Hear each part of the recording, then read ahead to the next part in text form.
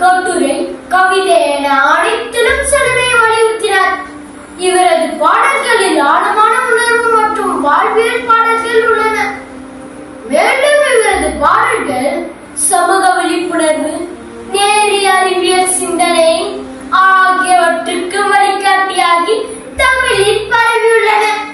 பாரதிதாசன் வாழ்வின் வழிகாட்டி மற்றும் மொழியின் காவலர்கள் தமிழின் போற்றப்படுகிறார்.